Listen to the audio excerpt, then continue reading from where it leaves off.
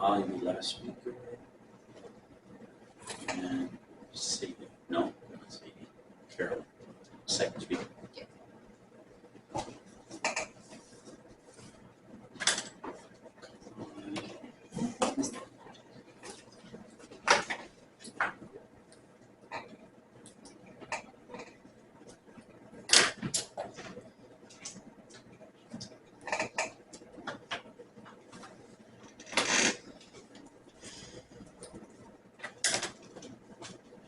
I'm good. Is everybody?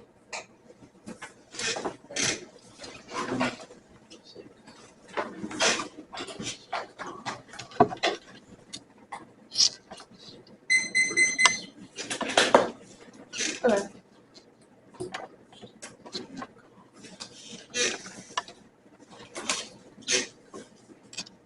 So much for your patience. Yeah, no problem. Well, did you want to? Sorry? For clarification again, I'm Sadie Wolf, first speaker for the con for 1193. That being said, Caroline and I negate. The thesis of our case is that equal rules for unequal players creates unequal outcomes. A bilateral trade agreement between the US and EU ignores the nuanced regulations needed for both markets, setting both economies up for failure. Currently, with the tariff rate under 3%, trade between the US and EU is liberalized, allowing a seamless exchange of goods across the Atlantic. However, affirming disrupts this balance. CE in 2016 explains that historical transatlantic agreements have been dominated by monopolies which shaped regulatory systems for their benefit. Negotiators had 10 meetings with corporate lobbyists for every meeting with a public interest group.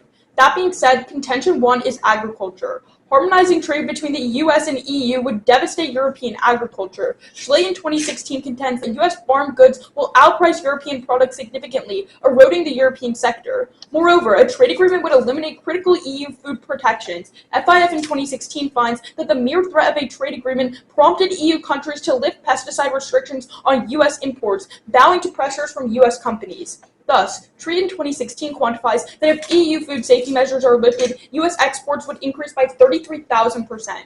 Subsequently, European farmers will bear the blow of the affirmative policy. EE in 2016 confirms that as US imports cause the price of agricultural goods to fall, farmers will experience a 40% drop in revenue. This has global implications. With lower domestic revenue, EU farmers will raise the price of food exports in order to recoup the loss of revenue. Beckman in 2020 argues that EU farmers reducing agricultural production by 7% would drive up worldwide food prices by 9%, increasing food insecurity for 22 million. Contention 2 is medicine. A trade agreement would be accompanied by harsh intellectual property laws. Pomelo in 2021 confirms that every agreement over the past 2 decades has mandated that trading partners adopt more stringent IP laws than those required by the World Trade Organization. In the pharmaceutical sector, these regulations bolster the monopolized power of branded drug manufacturers, preventing the entry of cheaper competitors. HAI in 2015 specifies that in the EU, these patent terms for medicine and increased data exclusivity for new biological drugs. Thus, more affordable generic versions would be prevented from entering the market. Additionally, expanding trade secret protections promotes Me Too drugs over life-saving innovations. HAI notes that with these protections, the pharmaceutical industry could withhold clinical trial data, preventing researchers from determining whether a medicine is valuable or merely another Me Too drug. Unfortunately, these harms would extend to countries trading with the US or EU. TGM in 2015 notes that the European Commission aims to use the agreement to set global standards, requiring health authorities to price patented drugs at market value. Overall, Baker in 2014 concludes that stronger patent protections will lead to higher drug prices by several thousand%, thereby draining the global economy. Contention 3 is small businesses.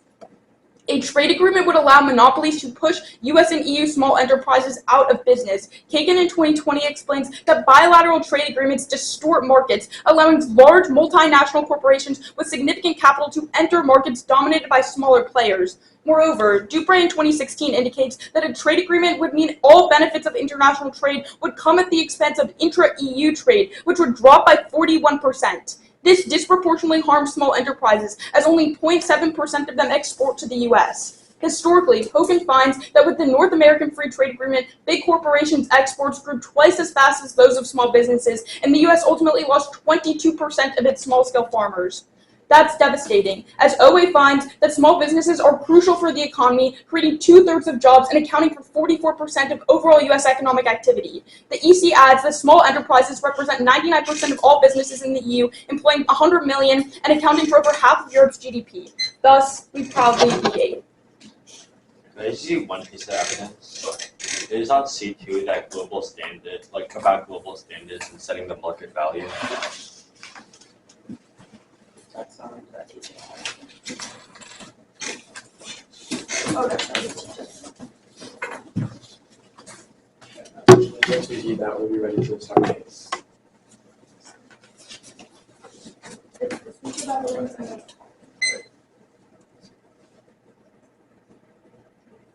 Oh, I meant on medicine, on C2. Oh. It's just saying that, setting a global price standard.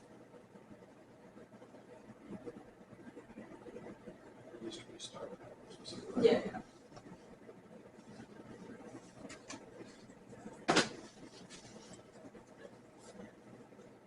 So this is going on 1022's prep.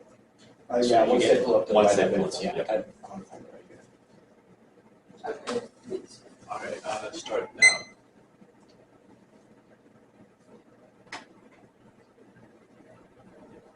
All right, let's go seconds. With that, this is 1022 on the AF case. My name is Alju. And time starts now. Following I affirm resolve, the United States should establish a comprehensive bilateral trade agreement with the EU. Since 1990, the World Bank in 2022 finds a shift to embrace trade openness prompted a golden age of growth, increasing incomes by 24% globally. However, blow after blow from COVID to Ukraine have caused states to turn inwards and against the policies that brought them prosperity. Geetha Gopinath of International Monetary Fund in 2023 finds, with countries reeling from inflation and supply chain shocks, they've enacted nearly 3,000 anti-trade policies across the globe. With governments prioritizing short-term gains over long-term growth, Nikolai Rouge of the World Economic Forum this February laments this trend could cost the globe $7 trillion and a decade of historically low growth. Concerningly, Pangeria of Columbia University last December argues that America has been on the forefront of today's economic free-for-all, signaling to other countries that they may gain from development center isolation. Thus, all sole contention is prosperity through partnerships. The combined force of the US and EU hold immense potential. The EC in April reports that either the US or EU is the largest trading partner of every country in the global economy, together accounting for 1/3 of global trade. As these nations turn inwards, their potential remains untapped. Senior trade reporter Doug Palmer in 2024 laments anti-trade policies have spurred tense disputes from tariffs on steel to aircraft subsidies, limiting cooperation. Supposedly protecting domestic industry, Jane Baker of London School of Economics in 2022 finds that unnecessary bureaucratic red tape in the transatlantic relationship is imposing an additional 13% increase in costs to trade. Critically, Dr. Sanjay Patnaik of Harvard in 2022 rejoices a trade agreement could strike down barriers and serve as a permanent structural change in the largest market of the global economy. Specifically, a US-EU bilateral trade agreement, or BTA, could achieve this in two ways. The first is economic growth. Despite protectionist measures, Lackman in 2024 warns high interest rates and unprecedented debt across the Atlantic reflect unstable growth, risking a lost decade of economic productivity. Thankfully, James Kunpelt of Yale Law in 2022 finds by eliminating tariffs and reducing restrictive bureaucratic policies by 25%, an agreement would create a level playing field for firms in the US and EU, increasing free market competition. Furthermore, Kunpelt argues a greater volume of trade increases the number of goods on the market and decreases prices, a supply-side solution to inflation. In an empirical analysis, Lim in 2020 corroborates free trade agreements across 34 countries consistently induce sharp declines in inflation. Moreover, William Garcia in 2018 finds, by tying in global value chains due to connections with the broader market, a BTA could reignite supply chains, creating a robust economic bloc to hedge against distortive trade practices. Thus, beyond ensuring stability, Professor Van Buch in 2018 concludes a trade agreement would increase GDP, creating 350,000 jobs in the US and 1 million in Europe. The second is economic standards. Beyond tariffs, an agreement would set regulatory standards with far-reaching efforts. Dr. Yuli Deduche of Harvard in 2013 finds the come to a point where every country converges on what is agreed upon in a US-EU BTA. Countries will face the fact that if they want to export to half the world market, they would have to meet this common standard. Deduche concludes a BTA creates competitive pressures on trading partners to adjust restrictive policies. Big developing countries like India and Brazil will feel pressure to make headway in spiraling new deals across the globe. From labor protections to environmental sustainability, ACTOL and CLS in 2022 concludes a BTA sets global rules for the world. Harmonization of standards benefits developing countries which face prohibitive costs in attempting to comply with different regulatory frameworks. In any respect, promoting trade is crucial. The World Bank in 2023 rejoices from 1990 to 2017, trade generated unprecedented prosperity, helping to lift 1 billion people out of poverty. Thus, we are proud to affirm.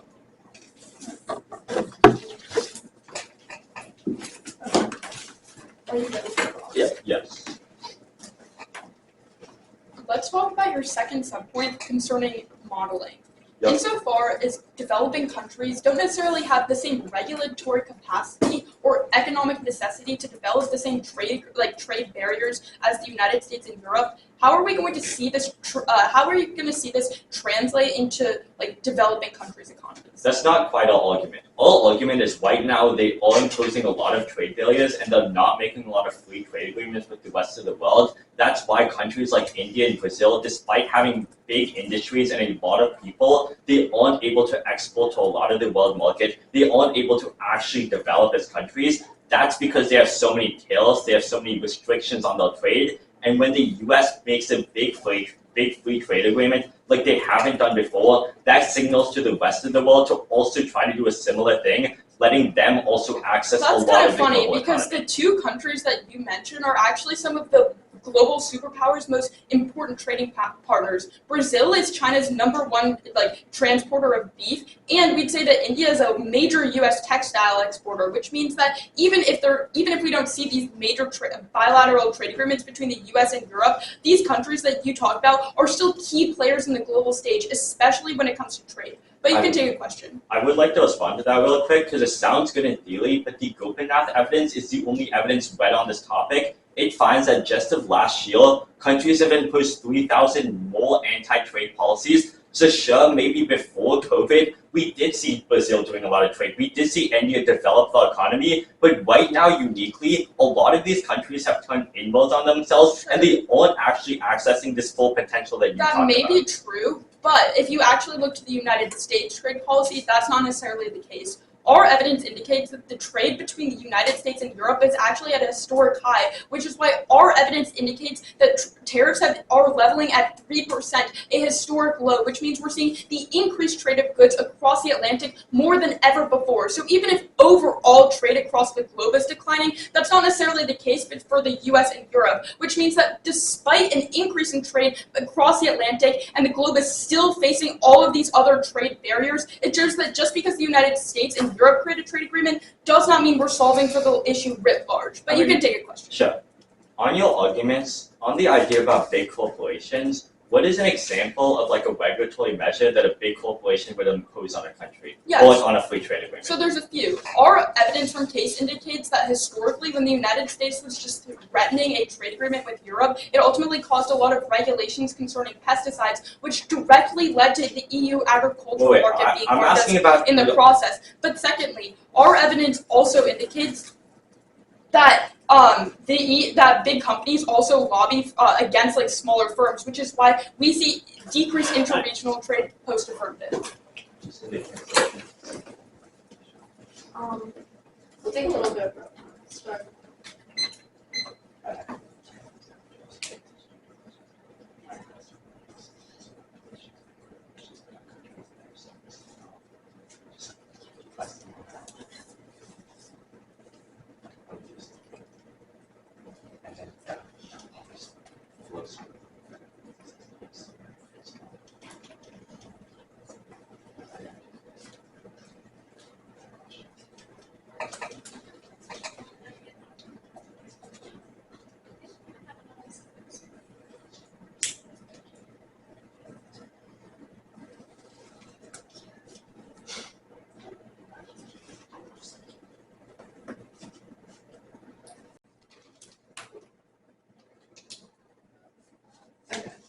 That was 49 seconds.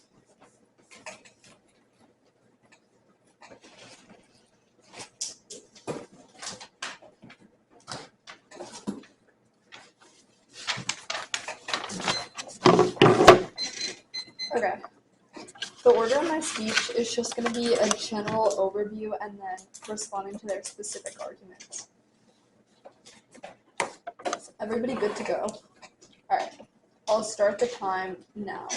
The best way to determine whether the two regions should enact a bilateral trade agreement is by looking to our current world. What Sadie tells you in the beginning of her speech is that tariffs are going down and have reached a historic low of 3%, which is why The Economist last month indicates that the European economy is growing and expected to grow in the next few years, which is why there is no unique reason as to why a bilateral trade agreement is key. The status quo is seeing tons of growth right now. In fact, Arquinoa's evidence from 2014 takes into account all of the most leading economic models that purport the benefits of a free trade agreement, redoes their methodology, and in fact explains that it would be bad for the economy, leading to a loss of 600,000 jobs and salary reductions of 5,500 euros per individual. The evidence is much better than theirs, as A, most evidence that says that the economy is going to benefit as a result of a trade agreement, A, assumes that the economy is at full employment, but B, assumes that the different sectors benefit from each other as a result of a trade agreement,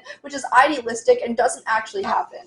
With that being said, let's talk about their specific arguments. At the beginning of their speech, they say that the global effort to increase trade since the 1990s has been a positive one. But this is a whole lot of rhetoric, and they're not actually doing specific analysis or citing specific trade agreements in which these benefits have been seen. In fact, what we would argue is that the North American Free Trade Agreement, one of the biggest trade agreements across the world, cut 500,000 agricultural jobs in Mexico, left 22% of all farmers in the United States lost of a job. In fact, most historical trade agreements prove that because of the lack of regulations that comes about, they don't actually receive the benefits that they talk about. But second, most trade agreements involve China and the US leaving countries in debt traps. We don't actually see the growth that they're talking about. They haven't given a single example of when that has happened. They've just left countries more vulnerable.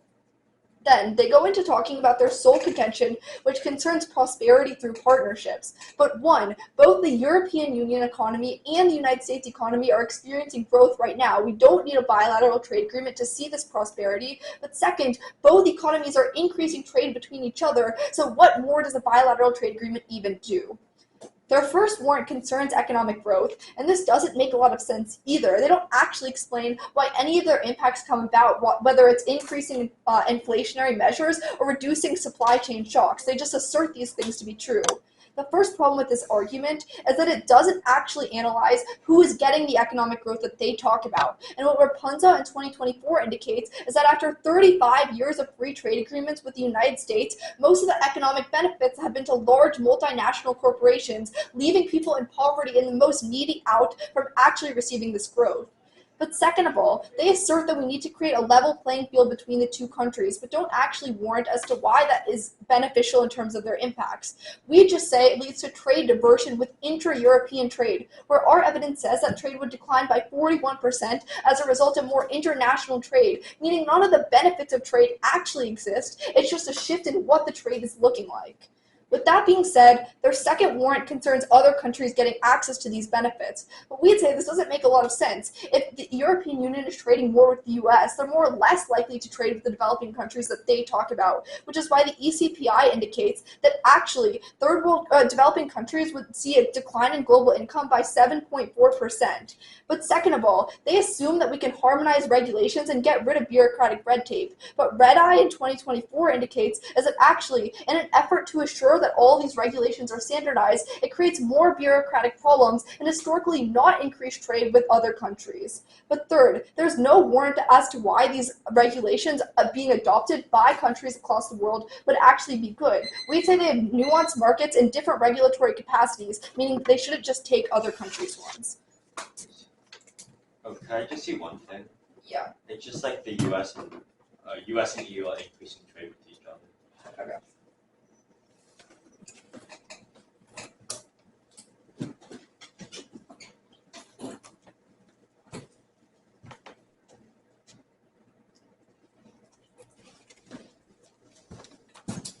We've taken 8 seconds so far, so we'll add on to that.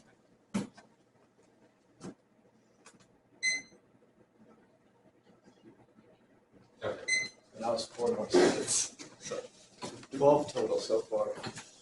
Would you want to take any more? No.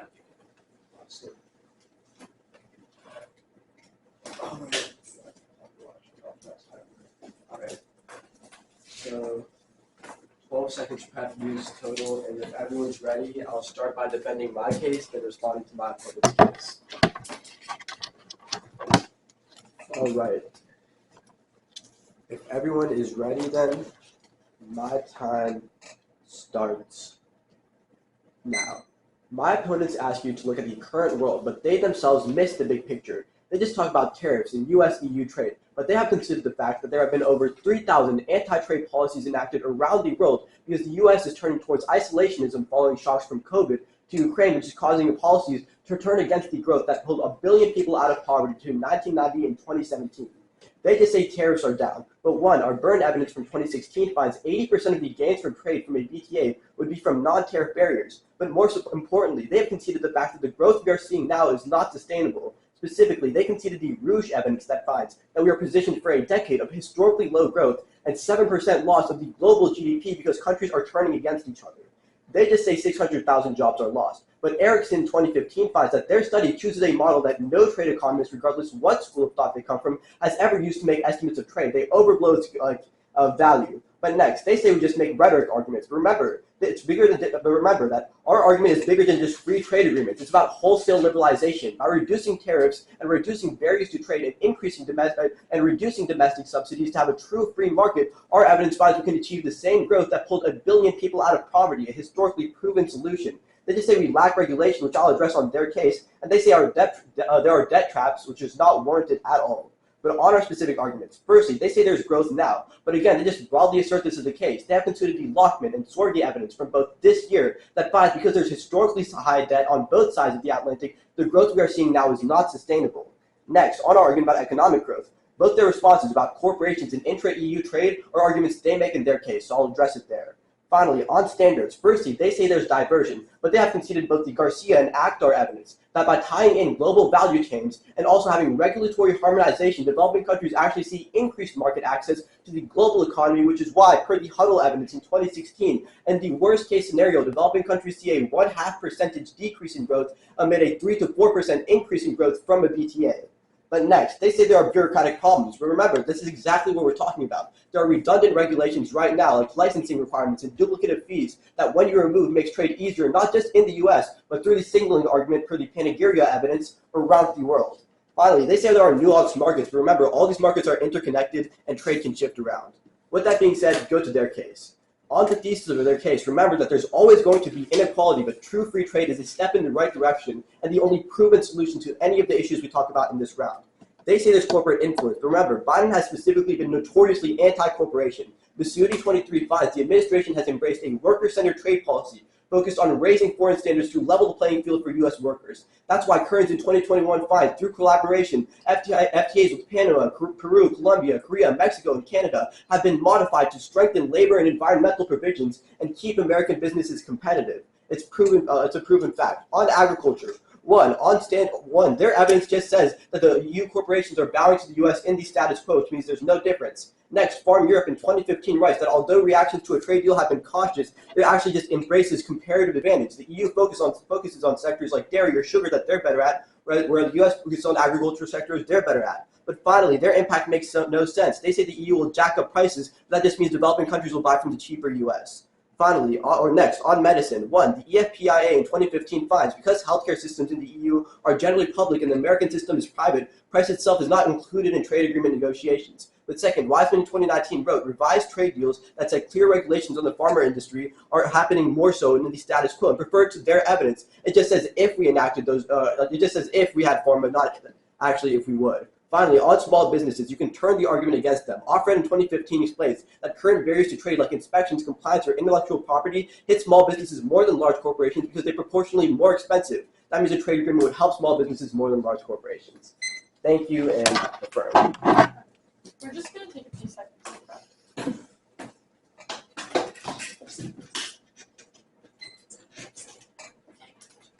Okay, that was 5 seconds. Okay.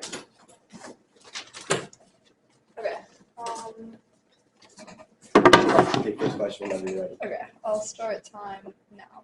So if there's high levels of inflation in both the EU and the US, how does the two trading actually decrease inflation?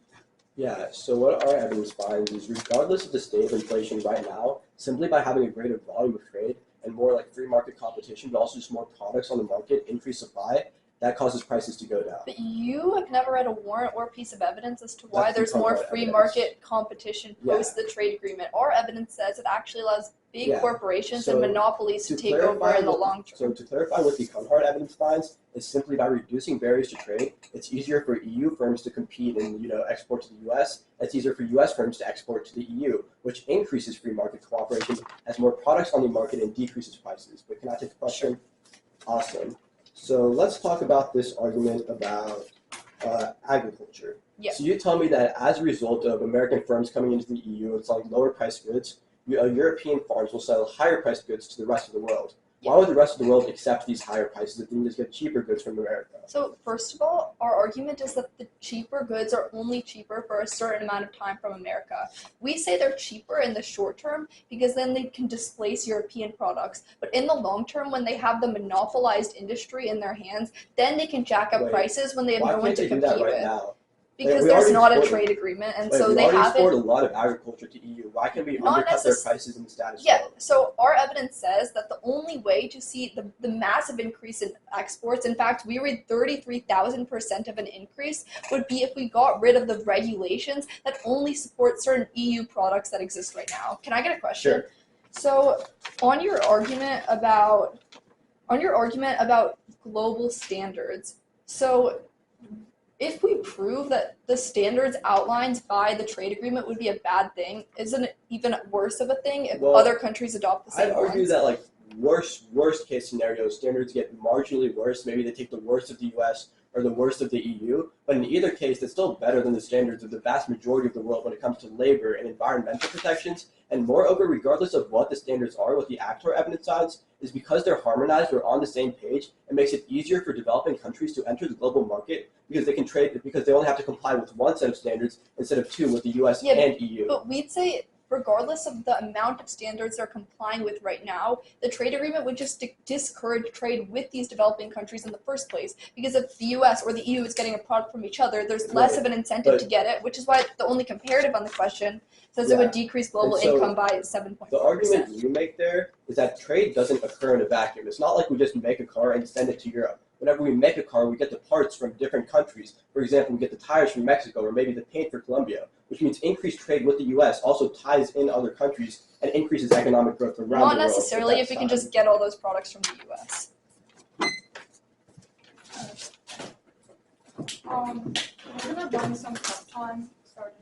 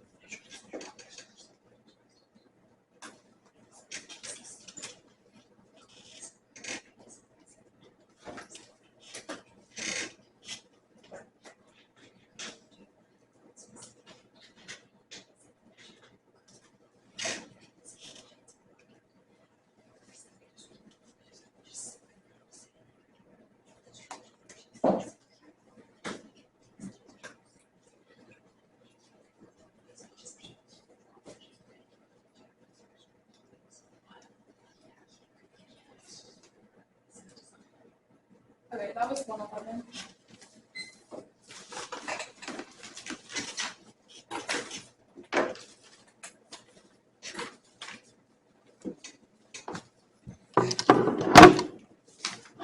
For my speech, it's going to start with an overview.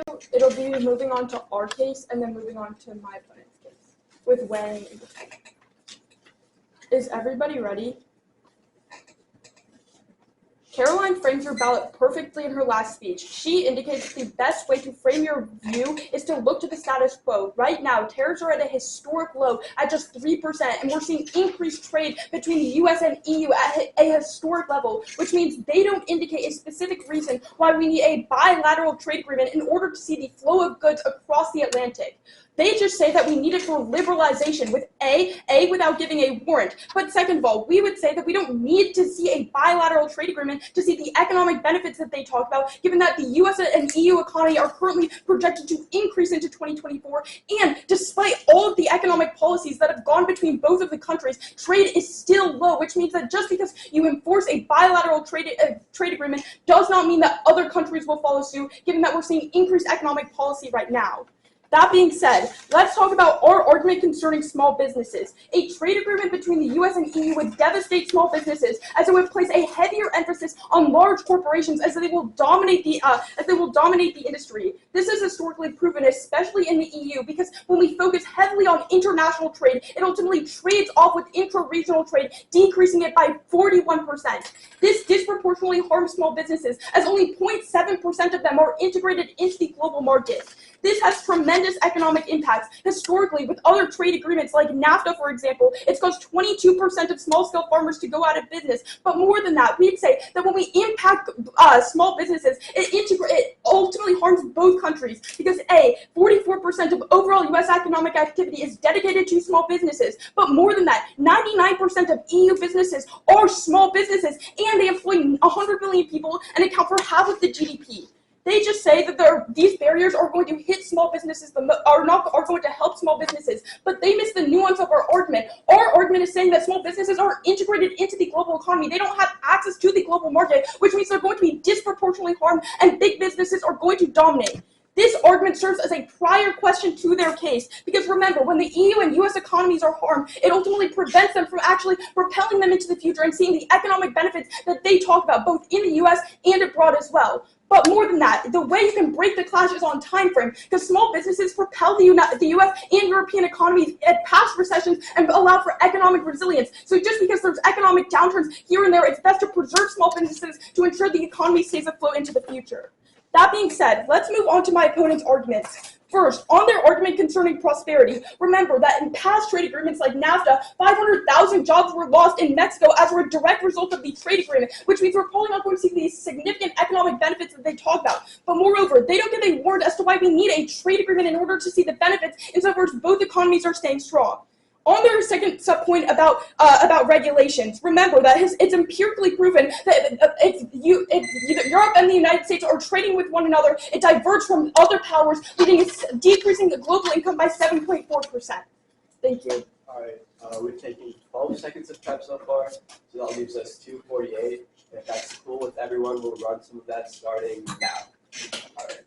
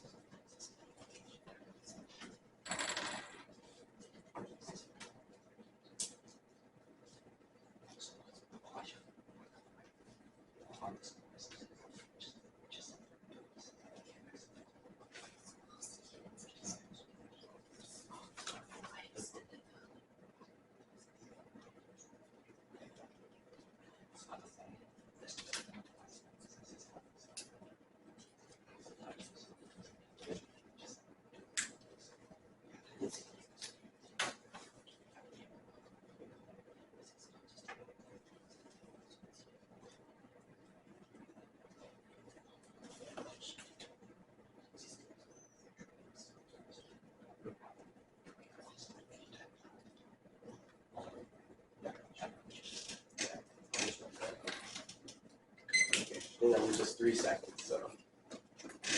You should hold on.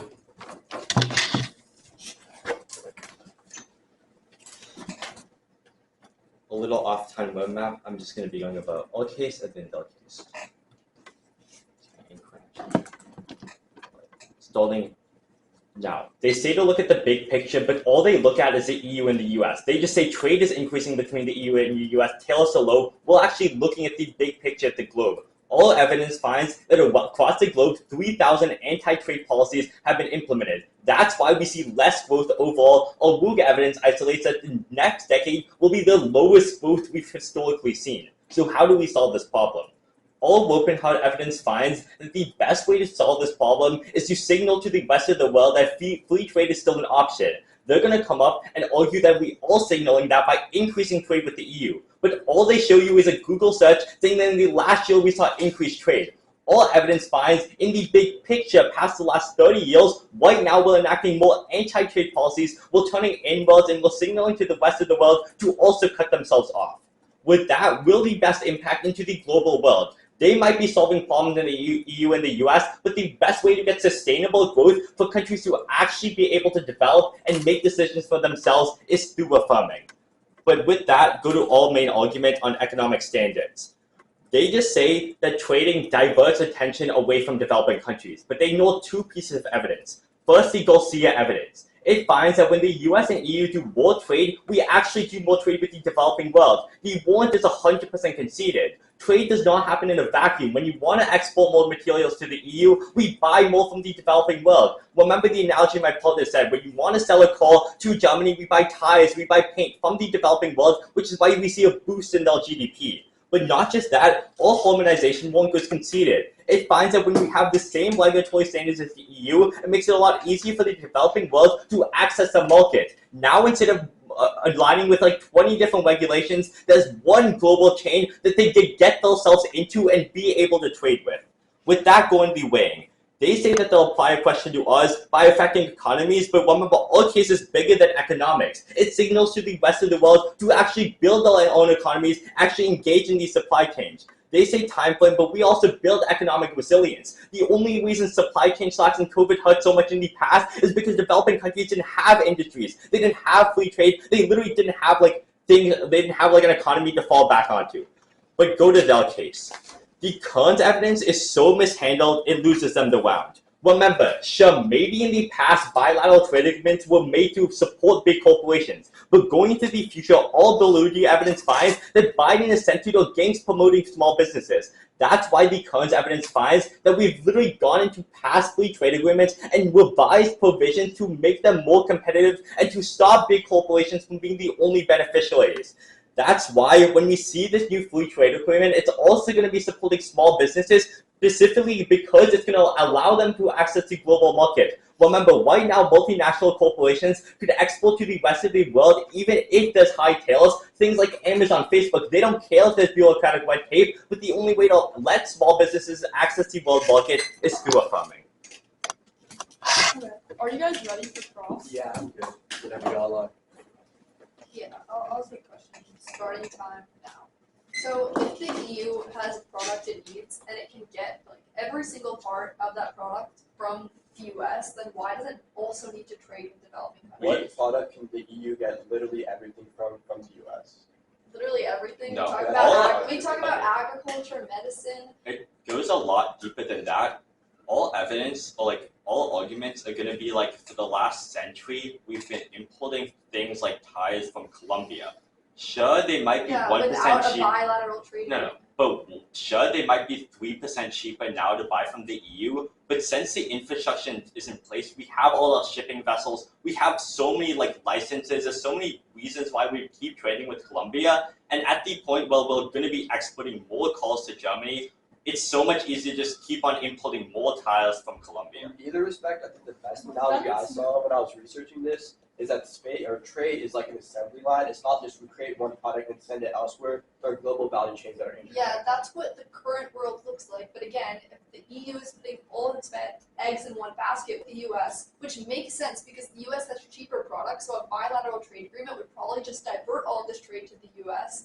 Then they'll just keep buying stuff from the US, get less stuff from Colombia, and as a result, countries like Colombia would be harmed. Which is why if you look to historical examples like NAFTA and other free trade agreements, there was a 7.4% decline in overall global income, which means that even if countries like the United States and Europe are being benefited, those that are less developed are not being helped in the process. Yeah. But you can take a question. We've been on this for a while. Really quick to clear up, the reasoning behind our argument is just the economic principle of comparative advantage. Some nations simply have the resources and infrastructure to make some things cheaper, and maybe even the U.S. could post a free trade agreement, which is why we'll still get some intermediary goods from other countries, and trade across the globe will still increase. The problem is it's cheaper to get all of that from the US. Less That's shipping, just like it's not less okay, pressure on supply chains, less shipping expenses, which is why, like Sadie talks about in Mexico, now they rely on the US for most products and are not resulting in increasing trade to other countries. Mexico and the EU are very different. All Garcia evidence finds that because we have the US is developed, the EU is developed, we have all these global supply chains intact. They'll the infrastructure is already there. Sure, in Mexico they didn't have the global supply chains like the US does. The US knows where we get paint, we get tires from the same place, we ship cars to the same area. None of this is going to change. There's so many bureaucratic things. And that's all of these in place. They wouldn't change just because it's 3% cheaper. So if all these supply chains are intact and successful, we probably don't need a trade No, agreement to our see the argument benefits. is if we export more items and the end of the assembly line, we'll need more imports to put into the assembly line. And the way we get those imports is through developing countries. But we can clear this up in fine. Alright, I think we have about 50 seconds left. Correct me if I'm wrong. How much? I got 38. Go ahead. 38? Okay.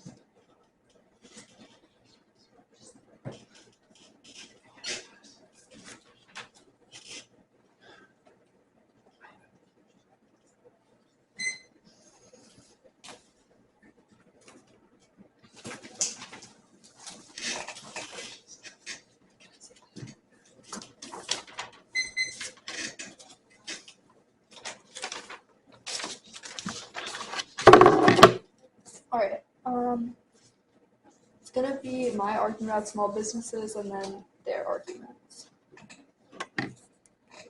With some weighing in between. I'll start the time now. At the end of the day, both arguments center around the idea of economic growth, but the question my opponents aren't asking you is who is actually getting that economic growth.